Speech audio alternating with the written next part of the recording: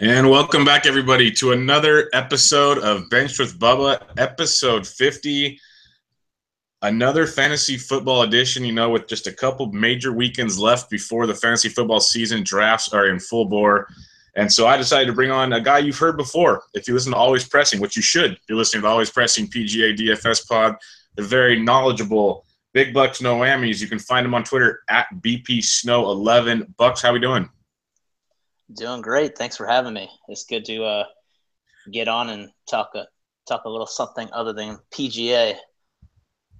Yeah, it's going to be good. Bucks, we've talked for a while, and Bucks, he's big in the NFL season long and DFS fantasy. So it's not just PGA, multi-sport man over here. So we're going to pick his brain on a lot of good stuff for you guys tonight. And we'll kick it off with some strategy talk first. Most of football's gone to a PPR format. What do you prefer, standard or PPR? Personally, I prefer PPR. I think it's more exciting. I think with the additional points scored, it's obviously higher scoring, higher excitement for me personally. But also I think it brings in a much larger group of players in the mix, and you have to think a little more. That being said, I love both, but if I had to pick one, it'd be PPR. Yeah, I'm with you. I honestly I don't even know if I play any non-PPR anymore. Once I started, you get that taste, and it's just hard to go back. And it kind of gives you the DFS feel because, like you said, more points, the better. I want to see big numbers. I don't want to see, winning with 70 points and stuff like that. It's boring. Yeah, exactly. Especially in a world where touchdowns are not as easy to predict as they once were. Just real quick, it wasn't on the outline, but I thought about it. Do you play any IDP leagues? I do not. Yeah, I mean, it's something that I've always thought about getting into. I did it 1 year, and it was actually pretty fun, but I think it takes a whole lot more skill and definitely takes more time in thinking about players. So I don't dabble in it, but I have before, and it was fun. Nice. A strategy, some people, it differs more and more each year, is in the old days it was always take two running backs out the gate and move on, but now with many teams having committees and whatnot, do you go with the take running backs early approach, or do you kind of look, since you are a PPR guy, do you look to receivers more? Yeah, I think especially, and we've seen a transition the last few years, 4 or 5 years, where running backs are catching the ball more often. So even in PPR leagues, you have guys like Le'Veon Bell, who is a stud, both catching the ball and running, obviously. But then you have guys like Darren Sproles and Chris Thompson for the Redskins that come into play because they catch a ton of balls. They don't get too many snaps where they're actually running, but they catch a ton. So I think the PPR brings a lot of those guys into play. But overall, I mean, especially this year, I think after maybe your top 5 guys, I think there's a big drop-off in running backs. And then you have a middling group. And so you have maybe 12 guys that you'd consider taking fairly early. So I think this year it's even more important to jump on a stud running back early. And so I think my strategy going into this year was, depending on my draft position, I'm definitely taking a stud running back in the first or second round, depending on where everybody's going. But ideally, I'm taking one of the top 5. So Le'Veon Bell, David Johnson, Devontae Freeman. And then I think where I think it really falls off is really around the Melvin Gordon. So you have LaShawn McCoy and then Melvin Gordon. And after Melvin Gordon, I think it really does fall off. You have Jay Ajayi there. But even then, I think he has some issues that I'm not sure I would target him too early. So I'm definitely targeting a running back early. I think if you don't, you're handcuffing yourself and you're setting up a really, really risky year. Yeah, you said that perfectly. I've done a handful of drafts, some mock drafts and everything. And this year, like you said, especially, there's a massive drop-off at the running back position. And I'll take 2 receivers early and I'll try to piece it together with like the sprawls and everything. And you still can as a 2 or a 3 if you have a flex. But I really agree with the idea. You need one of those top guys. At least I want to say you need one of those top guys, because if you're stuck with, your 1 and your 2 being in that mid pack, which we'll talk about a little later, it gets pretty ugly down there. A lot more committee based. One other strategy, and this one seems to be controversial every year. Some years a little less. It also depends on format. I just drafted a super flex league where you can put a quarterback at flex. 6-point passing touchdowns changes things a little bit, but most leagues are still 4-point passing touchdowns. Do you look at quarterbacks early? Are you a guy like tradition, kind of like I've always been? You wait till like the 8th, 9th round, take one of the middle pack guys. Yeah, I mean, I try not to take a QB early. I think there is a ton of value at QB, and so you don't need to jump on one early. So my theory is, outside of taking a running back in the first couple rounds, especially first round if I can get one of the studs, is really to stack my team with running backs and wide receivers, because those positions in the early rounds, there are a lot of high upside guys, a lot of safe plays as well. But once you get outside of like the solid values, the studs and running backs and wide receivers, there's a massive drop off. Whereas at Q, and you're playing 2 running backs, 2 wide receivers, a flex, so you have to have more of those guys. And with the QBs, I think there's a ton of value late. But with that being said, you definitely have to pay attention to value and ADP. And if you're in the late 3rd or 4th round and for some reason Brady falls to you, then absolutely I would hop on him. I mean, he's probably one of the safer picks this year. His ADP right now is like 25th. And so if he falls outside of that range, I'd absolutely jump on him. But again, sorry, continue. No, I was just going to say, I think there's a ton of value late. And my overall theory is to wait at the QB position, tight end position, obviously defense, super late. So I'm stacking running backs and wide receivers early. No, that's a great strategy. And like Brady, Rodgers, I highly doubt would fall. But Brady, you could see even a breeze maybe. I've been more inclined round 3 and 4 lately if that talent's there. But I'll usually wait. But I definitely agree with the point with Brady and company there. When you're looking at your draft, say it's a 10 or a 12 team, PPR as you like, what's the area you like to be with your first pick, which obviously people, if it's snakes, you know how it works. But for your first round pick, setting up your draft, where do you like to be? I mean, ideal scenario is I'm one of the first 3 picks of the draft. Ideal is 1 or 2. That way you can hop on David Johnson or Le'Veon Bell, but even Antonio Brown is going to be money this year. So first 3 picks is ideal scenario, but I've done a ton of mock drafts this year. And I just drafted this past weekend with my boys and had the 9th pick. And all the mocks that I've done, interestingly enough, either being real early or real late, has provided me the best results. For some reason, drafting in the middle spots has provided some really weird teams, missing the boat barely on a lot of players that I'm targeting this year. So ideally, I like to go late and pick up, like in the 9th spot this past weekend, I picked up Devontae Freeman and then had Jordy back around. And that's a solid core for me to start the year off. Whereas if I'm 5th, I'm maybe going, well, now OBJ is kind of injured, but if I'm going OBJ, then I'm hoping that maybe Ajayi falls to me. If not, then I'm reaching for a running back. So early or late is my preference. Yeah, and I've noticed that somehow I've been very fortunate in the drafts I've done. I've been 1 or 2 or like 10th out of 12. So I see your point there, because if you're in the middle, you're kind of stuck at the mercy almost of the flow of where things are going. If you're at the end, you can kind of take your chances, because in one way you can justify it that, well, they won't be here when I come back, so I'm taking them now. And secondly, you can start the trends, which I like a lot. I like that a lot. So you'll get the top, because people talk tiers at positions, and that's one way when you're at the ends of the rounds. you can kind of take your tiers and really, really attack them instead of kind of being forced into the situation. Yeah, I mean, a perfect example, my work league coming up next week, I have the 4th spot. And so Le'Veon's going to be gone. Antonio's going to be gone. David Johnson's going to be gone. And so that almost forces me into like Julio, but he has injury concerns. And then when I come back around, I'm there stuck with potentially Gurley, maybe DeMarco Murray, something like that. And so it's just a weird situation.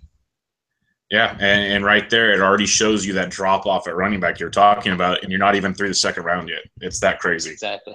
Yeah. We'll wrap up the strategy portion. I guess you've kind of hit at it throughout this whole thing, but just kind of give us a brief cliff notes. What are like the strategies you're targeting on this deal?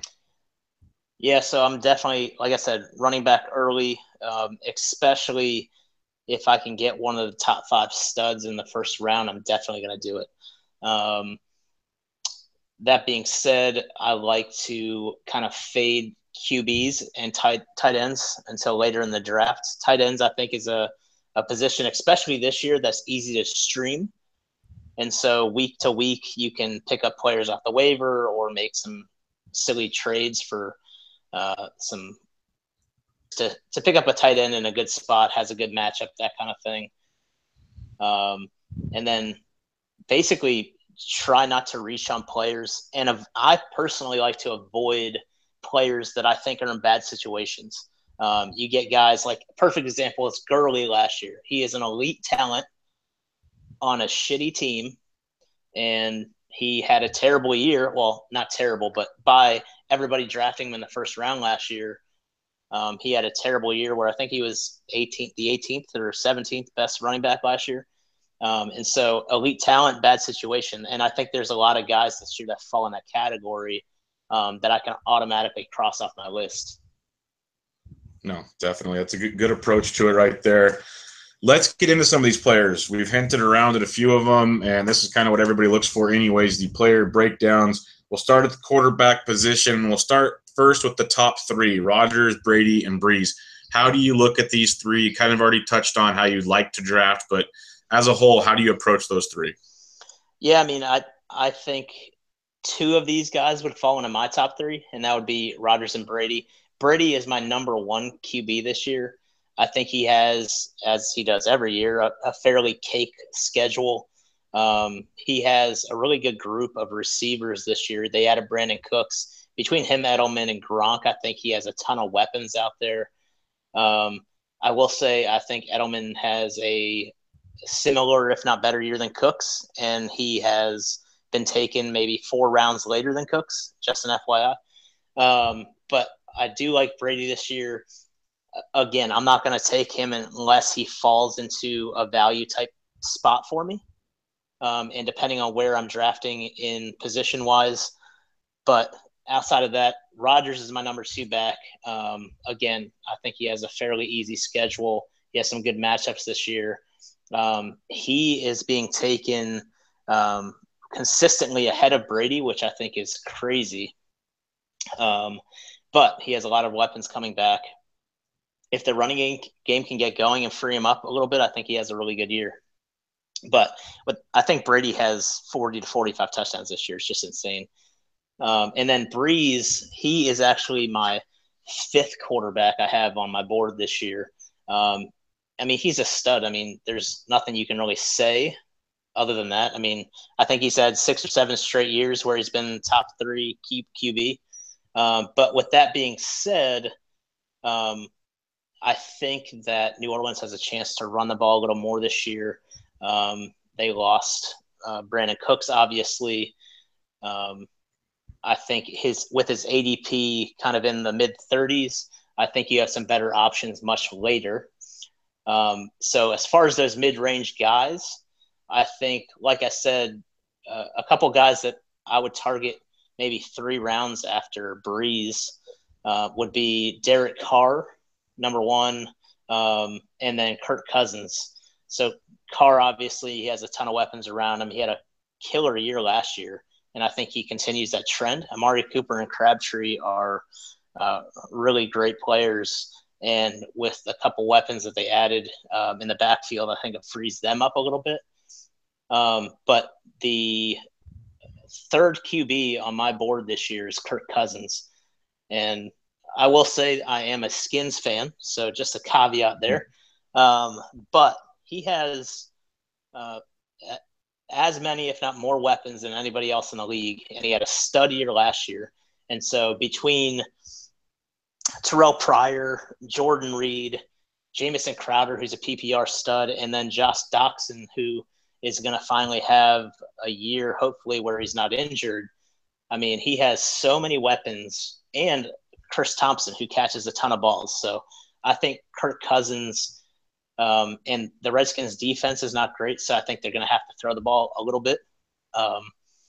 So I think Kirk Cousins has a bang-out year, and he's a guy that you can get in the 7th round, 8th round sometimes. And so you don't need to reach for a Breeze or a Rodgers when I believe Kirk Cousins is going to put up somewhat similar numbers. I don't know if I'd put him in the same category as Rodgers and Brady right now, but from a value perspective, you can definitely solidify your draft by waiting.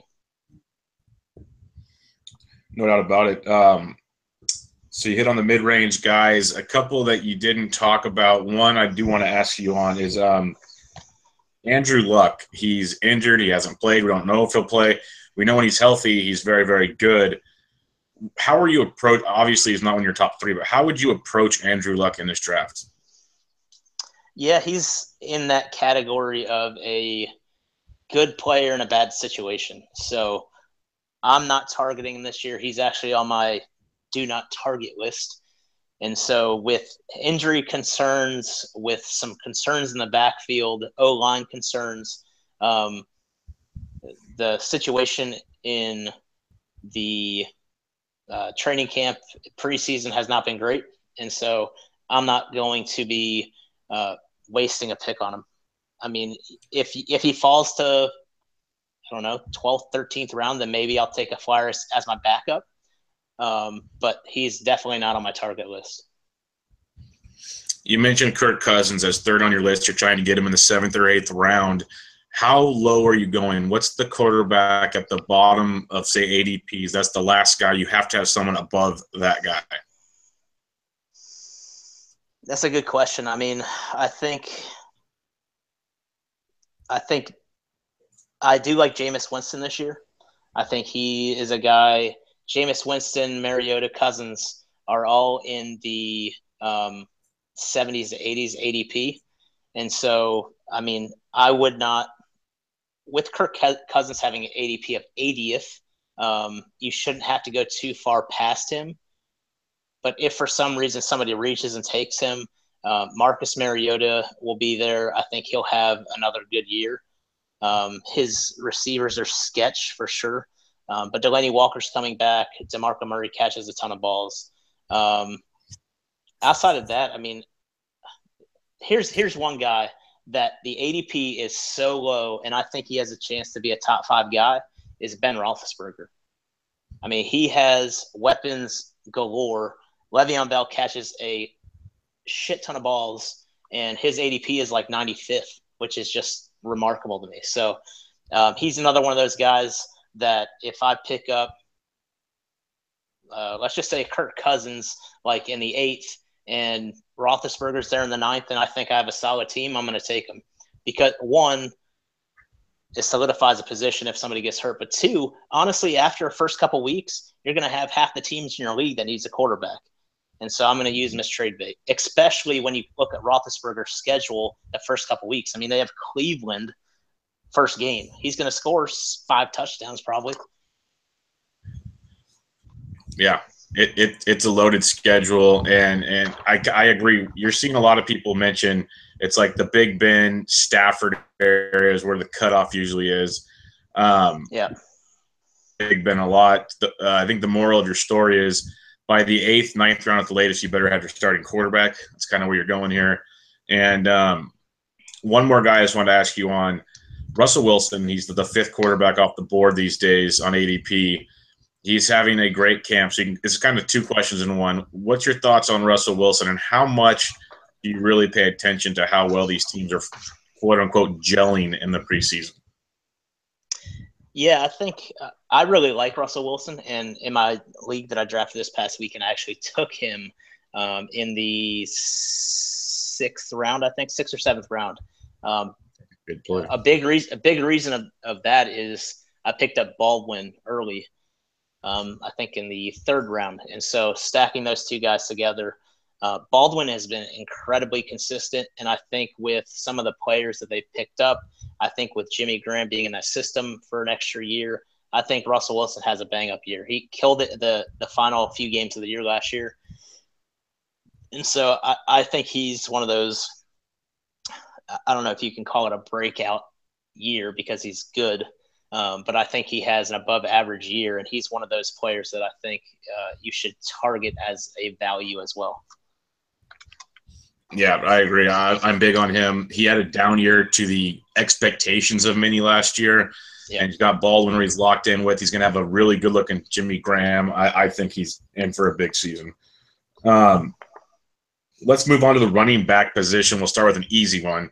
You already mentioned it. Everybody knows it. David Johnson and Le'Veon Bell going 1-2. What's your preference? It honestly all depends on my league. If it is a touchdown-heavy league, or a league that's under a full point PPR, I'm going to go David Johnson just because he scores more touchdowns. They seem to pound it in the red zone with him. There's nobody that's going to steal any carries from him. But if it's full PPR, touchdown, you're not so reliant on them, then I'm probably going to go Bell. He catches a few more balls. And I think he has some opportunities there to – and, I mean, when you consider his stats last year, I mean, it was almost comparable to David Johnson. He missed 4 games. So you can't go wrong with either, though. So I would go David Johnson if touchdown bonuses or something like that. But it's a win-win situation. Yeah, it's never a bad thing to have the top 2 picks. It's pretty easy for you. You mentioned the depth at running back. It drops off very quickly. In your opinion, how many of these running backs are first round worthy, and which ones would you take in the first round, basically? Yeah, I think you have five guys that are first round worthy. And if you're in some super deep league that's 14 or 16 players, maybe 6. But in a standard 10 or 12 team league, you have David Johnson, Le'Veon Bell. You have Devontae Freeman, LaShawn McCoy, and Melvin Gordon. Those are the 5 studs that I would take in the first round. And then that's the cutoff for my first tier. After that, it's in my opinion, a fairly significant drop-off. Maybe not at the end of the year as far as points go, but as far as my peace of mind in drafting a balanced team, those 5 guys are the core 5 that I would target first round. I want to get one of those 5 guys. Yeah, it's a good 5 to have. Real quick, I forgot to put it on the outline, but everyone knows the Ezekiel Elliott problems. He was the 3rd guy going off the board right behind Johnson and Bell. How would you approach Ezekiel in a draft? I've heard the theory if you get like Johnson or Bell early, maybe sneaking him on the turn with your 3rd pick or something and holding them out, because him with those 2 guys after week 8 is just deadly. But can you wait that long? What's your kind of look at Ezekiel Elliott? Yeah, I mean, this is a tough call because, 1, I'm not a Dallas fan, but 2, I mean, from everybody that I have looked at and from people that I've talked to in the industry, they think that 4-game minimum is going to hold. So if I'm thinking minimum 4-game suspension, potentially 6, I'm not taking him at all, period. Unless he falls to maybe like the 5th or 6th round and I have a super stacked team up front, I'm not going to draft him. But with that being said, I mean, after the news, his ADP is still like 19th, which to me is just ridiculous because basically you're handcuffing yourself into not getting an elite receiver or not getting an elite running back if you don't have one of those top 5 guys. And so I think when you weigh the risk versus benefit, that there's no question in my mind you should just let him go. Somebody else can take him, deal with the issues, and not just that, but if he does something else, anything else he's done for a year. And so he's not a guy that I want on my team. I think he's a player in a really good situation that on a really good team in a bad situation. So I'm avoiding him like the plague. Yeah, that's the two kind of things you're hearing. It's either don't touch him at all or you take the gamble. It's just what do you feel like doing? And I understand the don't touch him at all because it'll handcuff you early, and by the time he gets back, you might already be in trouble by then. So yeah, exactly. It might be too late. It's not like a baseball season that you have all the time in the world. Rookie running backs. It's always fun to look at the guys drafted, how they're going to impact the fantasy team. But this year we have a good slew of rookie running backs. You got, Dalvin Cook, who looks to be taking over in Minnesota now. You got Perrine in your backyard. McCaffrey down in Carolina. Fournette in a messed up situation in Jacksonville. Mixon, who is the more talented back in Cincy, but who knows if he's getting the nod or not. And then you got Hunt, who's starting to sneak into the picture there in Kansas City. How are you attacking these guys? You don't have to go deep into all of them unless you want to. But what's your thoughts on this rookie core of running backs? Yeah, there's a few that I really, really like. Dalvin Cook, I love his spot there. If the O-line can hold, I think that he catches a ton of balls, and I think he runs really hard. So I love his spot. You can probably get him, I think, like in around the 4th round. So high 3rd, early 4th round is where he's going right now, and I like him. Another guy that I love, and I know that it's going to be a committee early, but I think he takes over is McCaffrey. He has looked phenomenal, and some of the preseason games. So you got the early hype with McCaffrey with some of the videos came out that he was just lighting up those Carolina linebackers. And then the preseason rolls around, or some of the preseason games, and he's just as good. So I like McCaffrey a lot. He's kind of one of those upside guys that I think will be in the top 10 running backs this year. And so he's a guy I'm definitely targeting. I picked him up in the late 3rd round of my draft this past weekend. So he's part of my squad. A couple of these other guys, Fournette, dude is super. I mean, he's the Gurley of last year. He's super talented in a shitty situation. So I'm not going to touch him unless he falls super hard. Mixon I really like, but he's in a serious committee. I mean, he's got a few guys there that it's going to be tough to kind of unseat. I know he's probably the most diverse back there. He can run, he can catch, but they've had pretty good success over the last couple of years in their backfield. So it's going to be tough for him to kind of take the full reign. Hunt, I do like him. I'm not touching him. I just don't know enough about him. I haven't seen enough from him. Kansas City always seems to churn out some solid running backs, but I'm not going to touch him. And then the last person kind of here that as a Skins fan I'll touch on is Perrine. And I am not a fan of at least drafting him. I don't think he's worthy of a draft pick in a standard 10 or 12 team league. He has looked less than good this preseason, has trouble holding on to the ball. And honestly, Fat Rob there in Washington has looked pretty good so far this preseason. So between Fat Rob, Chris Thompson, I think he's going to have some issues really holding on to a few carries a game.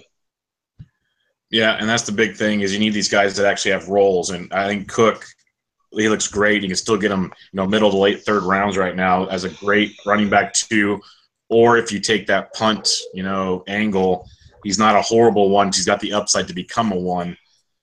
McCaffrey, I like it in a PPR especially. I always get worried with Carolina backs that Cam's going to steal the touchdowns.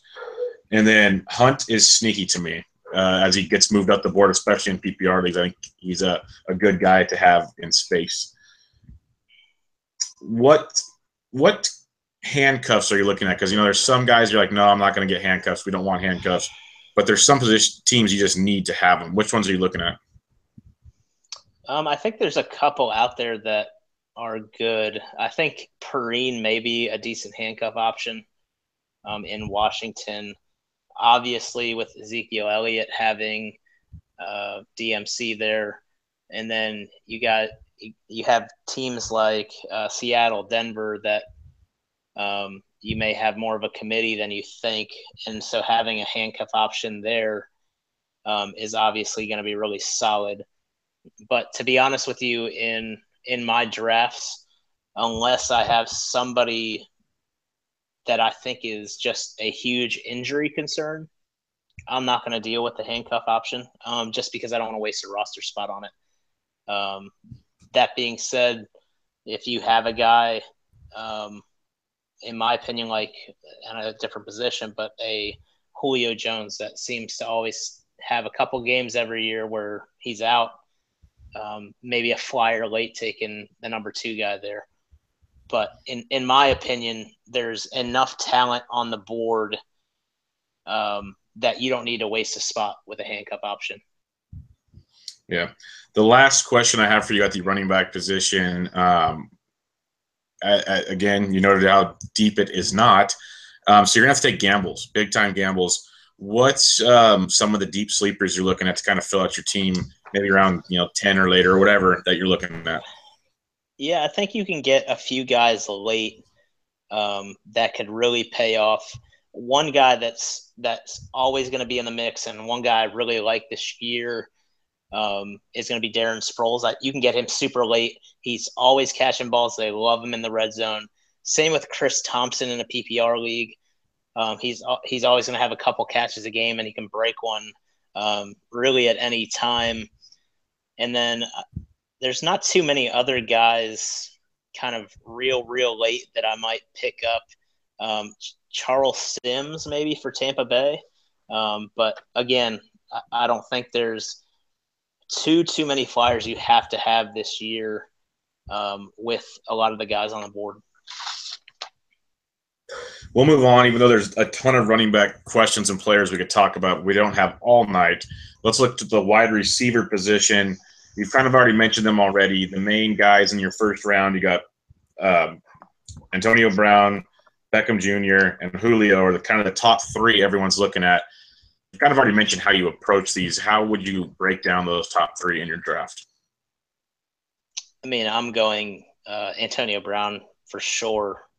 Of those 3, he's going to be third off the board in the majority of leagues, and so he's an absolute monster. And I think you could make the case for him having a better year or a worse year, depending on how you look at it. One, you have a stacked cast in Pittsburgh, and Martavius Bryant's going to be back, and so you can look at it one of 2 ways. One, Martavius is going to steal some of his thunder there.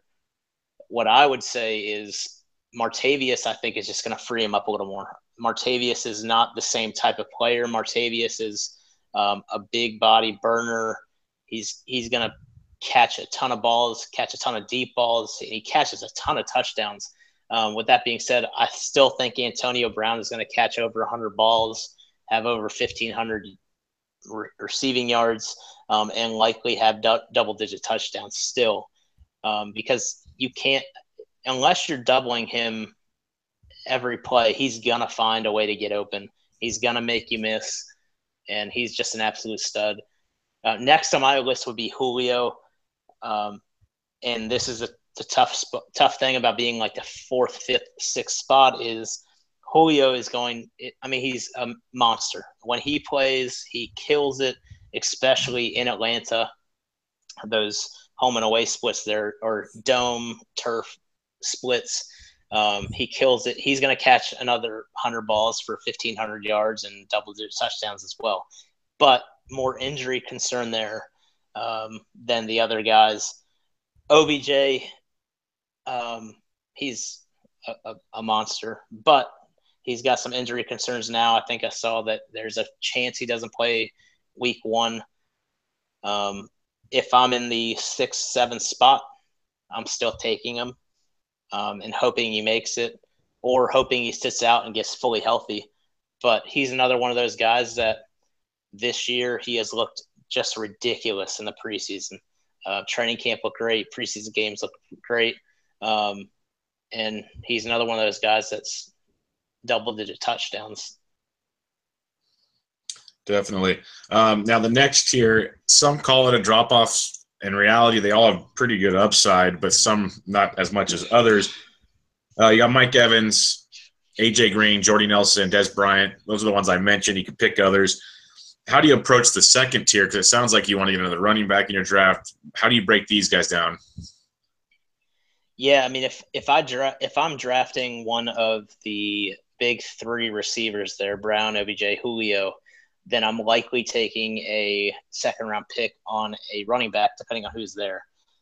You'll see some theories about zero running back theory, and I think that's just stupid, to be honest with you. I think the position is so weak at running back that you can't do that.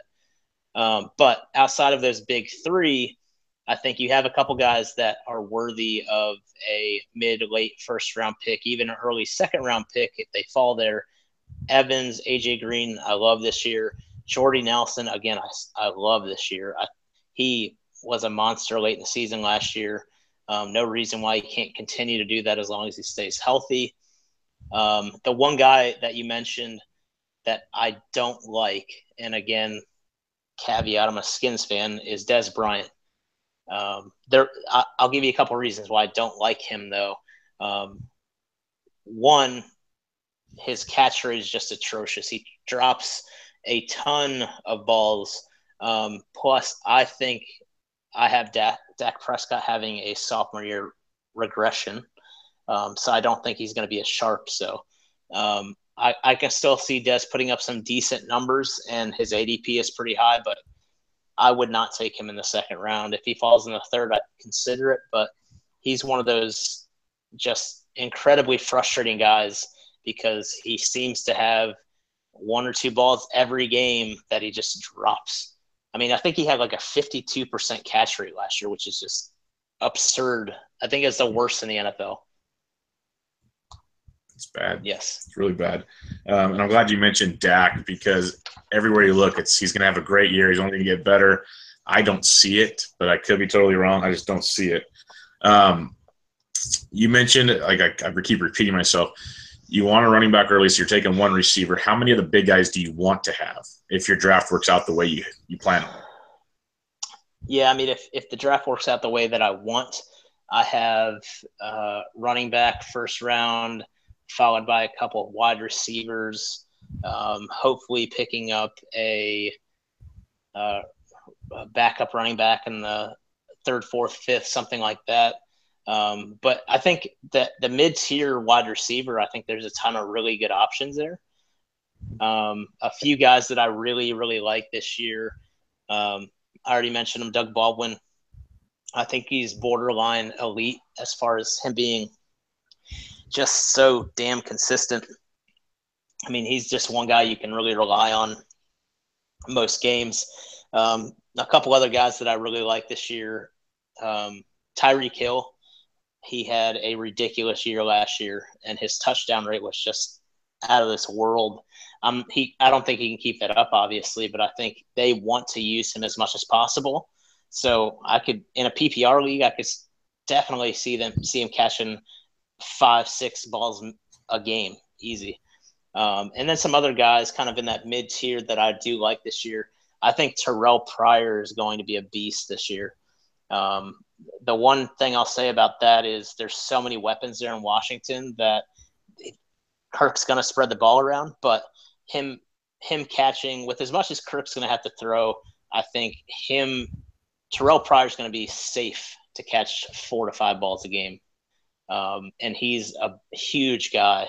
And so I think Kirk has been gelling with him, positive vibes there. So I think everything points to Terrell Pryor having a really big year. And then the one guy that is going middle round that I think could be a top 5 guy potentially is Martavius Bryant. I think that having Antonio Brown on the opposite side is going to free him up, and he is going to light up some of these number 2 cornerbacks, number 3 cornerbacks sometimes, depending on who they have covering them. But he is going to light those boys up. And I think that because of Antonio Brown and Martavius Bryant having a top 5, 10 upside type year, that's the big reason I think Ben Roethlisberger is going to have a big year. But Martavius Bryant is definitely on my target list. If you can catch him, let me see what he is ADP-wise right now. Martavius, I got him right here. Been around 57 roughly. Yeah, so, I mean, if you can get him in the 5th round and he's a top 5, top 10 upside guy, that's the guys you want to target because he's in a good situation with a good quarterback and a ton of upside. Yeah, I like it a lot. I like your point on Terrell Pryor. Those weapons, I'm trying to get either Pryor or Crowder in my drafts. I just love the way they have to throw so much. You might not like the way they have to throw so much. That usually means they're chasing, but yeah. It's a good thing. But like you can get Pryor around 34, 35, and then you go all the way down to Crowder. He's going around the 83rd pick. So if you don't get Pryor early, you can still get a piece of a very dynamic offense. That's kind of stuff you're looking for. Yeah, I mean, Crowder, getting him in the 8th and 9th round is a freaking steal because he's going to catch 4 to 5 balls a game. I mean, minimum. He might catch 4 for 40 or 5 for 40, I don't know, 12 games this year. And that's just easy points for a late round pick. I think Terrell's in that same realm where he's going to catch 4 or 5 balls a game too. More of those longer routes, but Crowder's just an absolute stud too. I love that guy. Big time. Last but not least, just like we had the running back position, what are some of the sleeper backs? You know, Crowder could be one of them. What are some of the other sleeper backs you're looking at?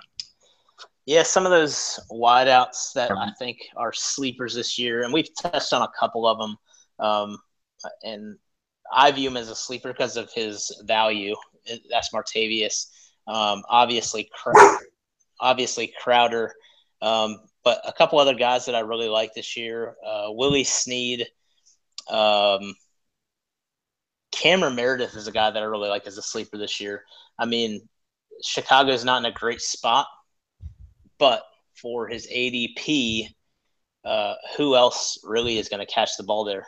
I mean, he's their clear number 1, and he definitely shined last year in a couple big moments. So Cameron Meredith is a big guy that I'm targeting. Another guy that I think is in a good spot this year is Mike Wallace. And I'm not a big Mike Wallace fan typically, but his ADP is like 130th, which is just absolutely ridiculous. So you can get him in the 13th, 14th round. He represents some pretty sweet value there. And then the last guy that I'll mention, just because I think he will get overlooked a little bit, is Adam Thielen.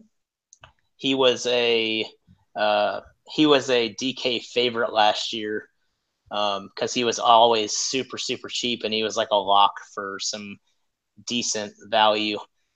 So I think Adam Thielen has another good year, depending on what Stephon Diggs, though, does there. But Dalvin Cook, Diggs, Rudolph, and then having Thielen. Thielen's going to be kind of that Edelman-type player where he's going to catch a ton of balls, play the middle of the field, find tight spots.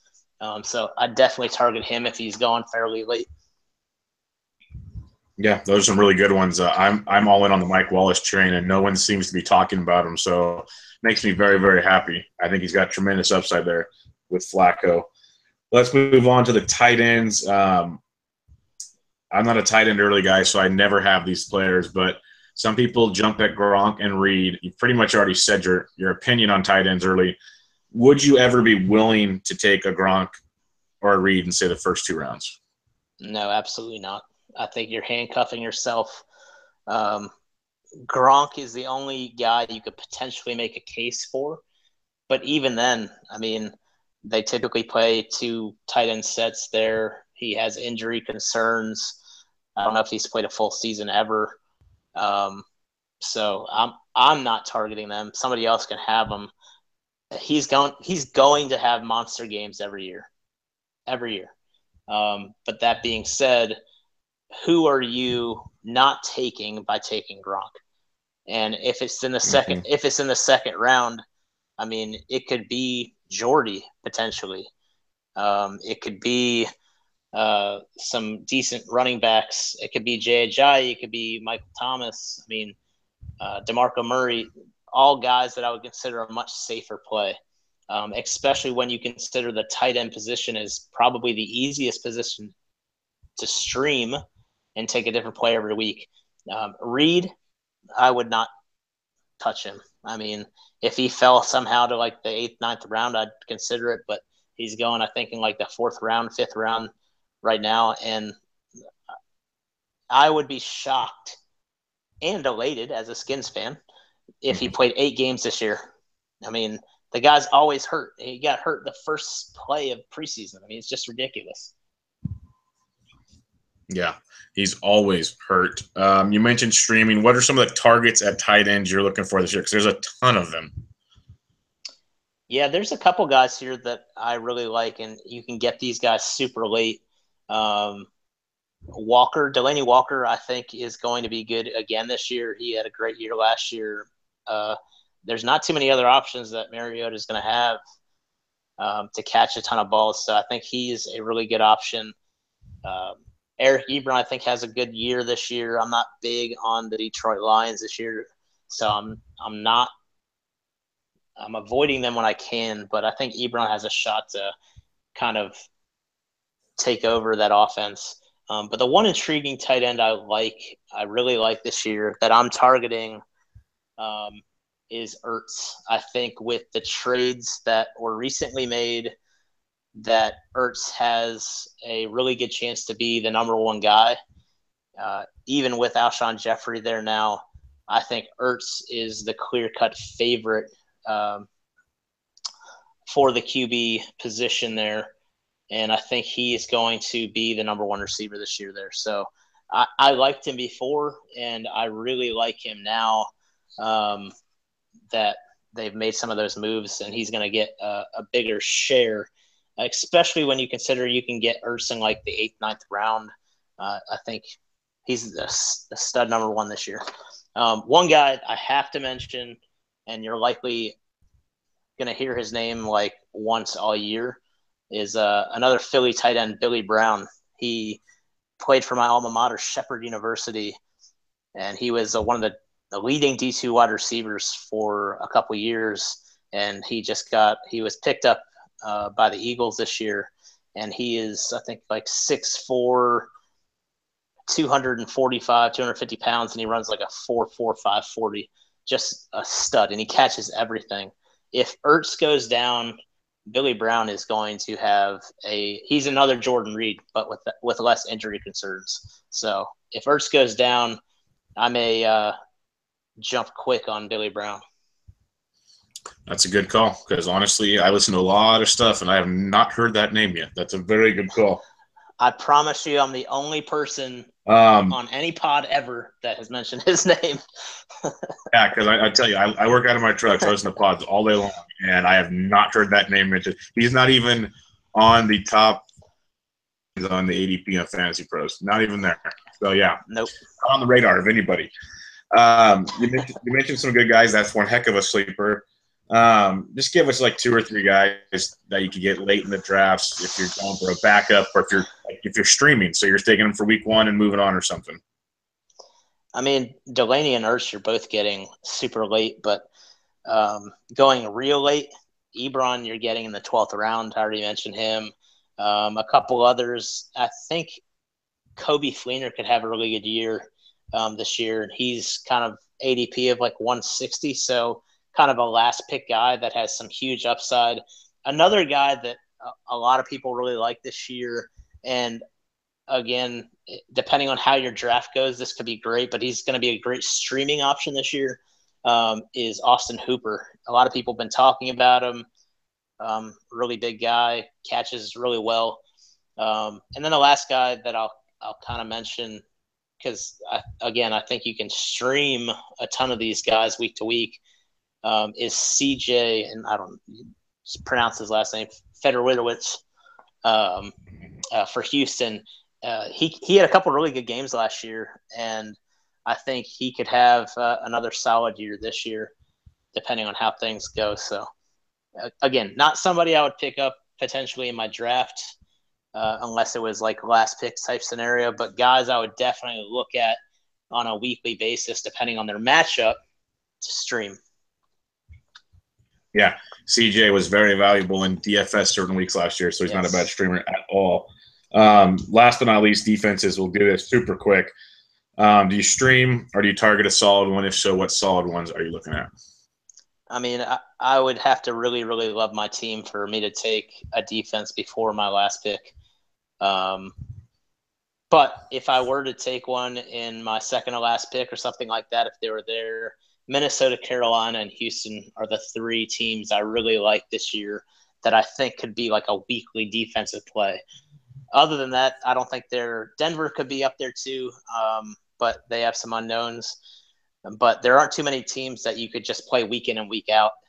Defense, much like tight end, I'm playing the matchups most weeks. And so I'll try to get one of those top three guys, top three teams, and then figure it out on the bye week. But most of the time, people are being idiots and taking those guys like in the 9th round or something like that. So I'll pick up maybe like the Giants, my last pick, and stream them week 1. Yep, I'm a streaming guy. Literally, I walk to the table where the stickers are, and I don't even have a plan. I just look and see who's playing who week 1 and go from there. That's all it is. Exactly. Let's talk a little DFS before we send her home. I know the answer to this, but maybe some haven't listened to Always Pressing yet. Cash or GPP? I'm a big GPP guy. I hardly play any cash whatsoever unless it's like a high dollar, low entry type deal. But I'm GPP. I typically will have 3 lineups a week for DraftKings. I don't play much FanDuel, if any. But DraftKings, I'll have typically 3 lineups a week and throw them in like the 333, a couple of the 3 entry max events, that kind of thing. When you're building your lineups, what kind of strategies do you look at? There's so many different ways to build lineups these days. What's your kind of approach when you're building? Yeah, I think this is why I really, really like daily fantasy for football. Is there's so many different variables that come into play, matchups, and then after matchups, I'm looking at not just like weak defenses that week, but individual positions on defenses that are potentially weak against certain players. And then I'm looking at weather. And then once I look at weather, I'm looking at injuries to see which backups have a chance to really provide value.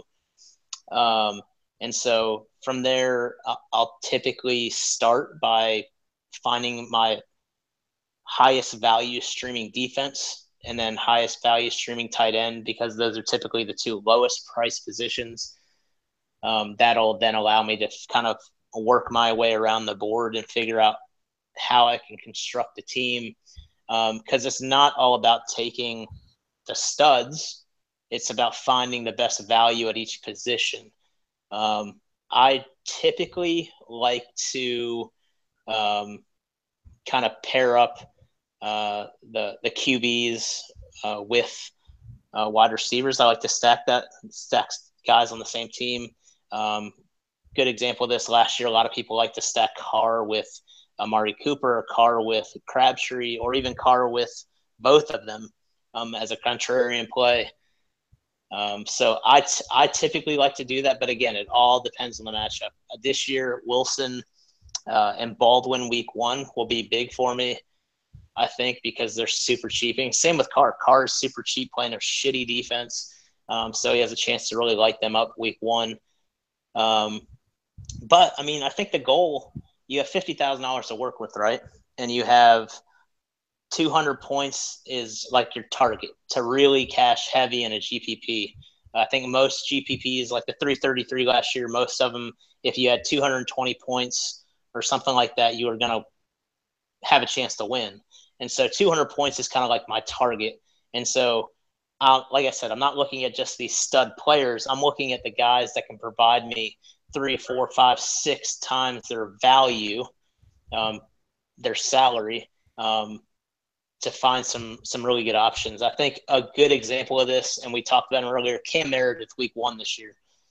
He's $5,000, super cheap. But I could definitely see him going out there and catching 5 balls for 95 yards and a touchdown. And so that'll be 20.5 points. So roughly 4 times the salary. He's definitely a target I'm going to have because he's providing the value I'm looking for. When Martavius was out last year, Pittsburgh had a couple guys like Sammy Coates, week 5, had like 29 DraftKings points, and his salary was just ridiculously low. And he had like, I think he was like 10x his salary, which was crazy. But again, I'm looking at not just the studs. Sometimes the studs will get you 4 or 5x their salary. But you're looking at which lineup can you create that provides 4, 5x salary to try to hit that 200-point mark. That's my personal opinion. Yeah, that's a great opinion to have. Let's just put it that way. Like you mentioned, Wilson Baldwin. I had a ton last year. Wilson Baldwin with some Graham sometimes. I was big with Winston and Evans. I loved the Winston Evans combo. But a couple questions on stuff you mentioned just to clear it up for the listeners. You mentioned like the week 5 value player. I already forgot his name. But that's something big to look at when guys are questionable or whatever. Pay attention to their backup because that's going to slot them in big, and they're always going to be cheaper. Always. Yeah. The part I wanted you to hit on just real quick, when you're talking 3, 4, 5, 6x their value, how do you determine that when you look at the price compared to the points you're expecting? Yeah, so basically I'll look at their price. Like we'll go back to Cam Meredith. He is $5,000. And I will then look at how I think he's going to perform that week. What would his stat line be? And for me, like Cam Meredith, I have him at 5 balls, so that's 5 points, 95 yards, 9.5 points, and then a touchdown. So that would total 20.5 points.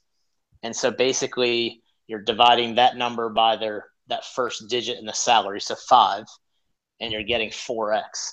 And so you should really try to do that for the majority of your players. Pick a lineup if you like those guys. Figure out what their potential stat line could be. Figure out, one, what their value is on just their average points they get. And then based on their matchup, based on potential injuries, based on weather, could their value increase or decrease? And if it could increase, by how much? And so I think that's a perfect example for Meredith. He probably averages, 12 or 13 DK points or something max. And I think he's going to get 20. So he's a high upside guy. 2 more questions, then we'll send it home. When you're talking stacking, you mentioned receiver, quarterback. You see a lot of people talk running back, quarterback. Can you explain why you don't like this or do like this and why it could be a bad decision? Yeah, I think, just common sense goes, if you stack a quarterback and running back, the running back's potentially taking points away from the QB. And so if you have, and Le'Veon Bell is probably not a great example of this because he catches a lot of balls, but let's just say Le'Veon Bell goes out week 1 against the Browns, which are terrible, and he rushes for 150 yards and has 2 running touchdowns. That's 2 touchdowns that Ben Roethlisberger isn't going to have. And so unless you're expecting Pittsburgh to score 5 or 6 touchdowns week 1, which they could do against the Browns, you want to fade that option. But if you think Pittsburgh is going to score 5 or 6 touchdowns, then stacking Le'Veon Bell with Roethlisberger with one of the receivers could work out. But most of the time, if a running back is, let's just say the Cardinals, this happens all the time with them. David Johnson seems to score 1-2 touchdowns a game, the Cardinals aren't going to be putting up 35, 45 points every game. So if the Cardinals put up 21 points, let's just say they score 3 touchdowns, David Johnson is almost guaranteed at least 1 or 2 of those, which limits the QB upside there to a max of 2 touchdowns that game. And so you really have to look at kind of how the QB is handicapped or handcuffed by the running back in those situations. That's why I think like the Derek Carr situation last year, or even the Russell Wilson situation last year was so heavy, is because the running backs last year underperformed for the most part. And so there's a couple of situations where you may stack the running back with the quarterback, but it's few and far between. And you have to really hope that the team you're playing puts up ridiculous numbers. Yeah, that's 100% the mindset I have. You just saw so many touts, I would say, last year saying, oh, yeah, match up Doug Martin with your Evans and Winston, and it just made me sick. Like, what are you guys doing? It makes no sense. I mean, yeah, it could definitely work out in your favor, but odds are it's not. Yeah. And then the last question I had for you, when you're looking at your flex position, do you just go for your biggest, X value guy you're looking at, or do you target a specific position? Yeah, for me, it's X value. I find myself typically targeting in that flex spot backups or number 2 receivers that are in good spots because of injury, or backup running backs that are starting the game because of injury. A lot of the times I'm a big fan, just because they're way cheaper typically, getting a stud tight end, potentially putting them in the flex just because their value is easier to hit at their price point. I mean, last year you saw Delaney Walker at, I don't know, $5,500 or something like that, quite a bit. And when you looked at the $5,500 receivers versus the $5,500 Delaney Walker, his upside was just massive because you knew he was going to catch 5 balls for 90 yards and hopefully a touchdown. That would cap it off, but he was a safe play in a flex spot with high upside. No, I love it. Well, Bucks, we won't keep you all night. That was a lot of great information for season long, for DFS. We'll definitely talk some more down the road here and pick your brain. Really good stuff, guys. Check him out on Twitter at BPSnow11. Remember, he also brings the PGA knowledge. Drops usually Monday nights or Tuesday morning, always pressing PGA DFS pod with the 2 of us and DFS Golf Gods. So check all that out. Bucks, thanks for joining me, man. Thanks, buddy. I appreciate it, man. Let's get it. Yep, let's get it. Everybody, thanks for listening. This was Bench with Bubba, episode 50, Fantasy Football with Bucks. We'll catch you guys next time.